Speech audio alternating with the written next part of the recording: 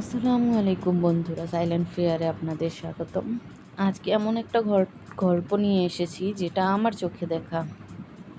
যখন আমি 7 বছরের ছিলাম তখন এই গল্পটা বা ঘটনাটা ঘটে। আমরা ইন্ডিয়াতে থাকতাম, দিল্লিতে একটা বাসায় ভাড়া থাকতাম, যেখানে আমরা আর আমার আব্বুর বন্ধু দুই ফ্যামিলি আমরা একসাথে থাকতাম। ঘরটা খুব বড় ছিল। পরে তার আমার যে আব্বুর বন্ধু ছিল উনি গ্রামের বাড়িতে থাকতো, আর তার ছেলের বউ আর ছেলে এই বাসায় থাকতো।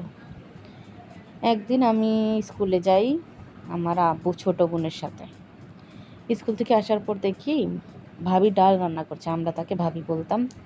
ভাবি ডাল রান্না করছে, চুলায় ডাল বসানো গ্যাসে, আর ভাবি রুমে বসা। আমি জিজ্ঞাসা করলাম ভাবিকে গিয়ে, কি হয়েছে ভাবি, তোমার ডাল পুড়ে যাচ্ছে, তুমি এখানে বসে আছো? ভাবি বলে, ওই পর্দার পিছনে কে যেন বসে আছে। আমি মনে করলাম হয়তো বিড়াল টিড়াল হবে। আমিও দৌড় দিয়ে পর্দাটা সরাই দিয়ে বললাম কেউই তো নেই। পরেই তো ভাবি বললো ওখানে বিড়াল না অন্য কিছু। পরে আমি একটু ভয় পেয়ে ফেরত চলে বাবার কাছে চলে গেলাম, বাবাকে ডেকে নিয়ে আসলাম। আমার বাবা একটু ঝাড়ফুঁক করতে জানে।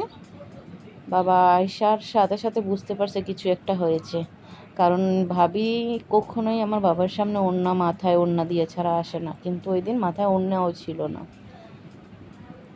পরে বাবা বুঝতে পারছে। বাবা আস্তে করে আমার ভাই মানে তার দেবরকে কল দিল। কল দেওয়ার পর বলল, তুমি পরা পানি নিয়ে আসো হুজুরের কাছ থেকে, তোমার ভাবির কিছু হয়েছে। ভাইয়া পরা পানি নিয়ে আসতেছিল, তখন অনেক কথাবার্তা বলছে। আমার বাবা জিজ্ঞাসা করলো তুমি কোথা থেকে আসছো।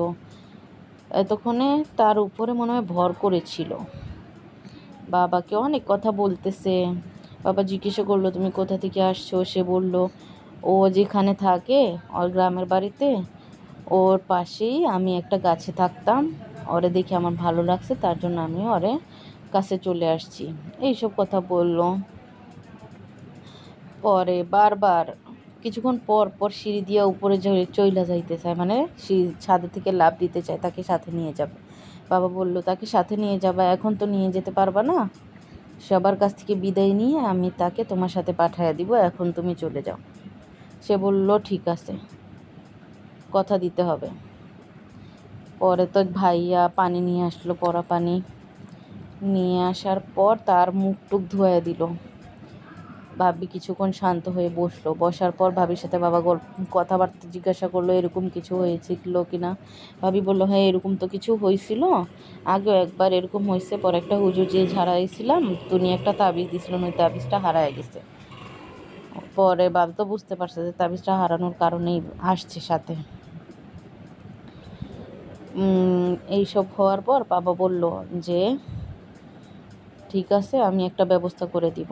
ওর মধ্যেই সে আবার চলে আসছে। আসার পর বাবা বলল ঠিক আছে আমি সবার কাছ থেকে বিদায় নিয়ে পরে তাকে তোমার সাথে পাঠিয়ে দিব।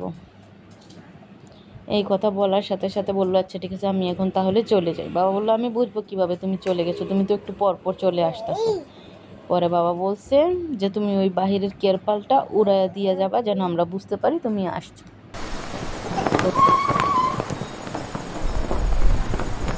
আচ্ছা। পরে কিছুক্ষণ পর ওই তিরপালটা উড়ে গেল, বাবা বুঝতে পারলো সে চলে গেছে। পরে বাবা ভালো করে একটা তাবিজ বানিয়ে আমার ভাবির সাথে দিয়ে দিল।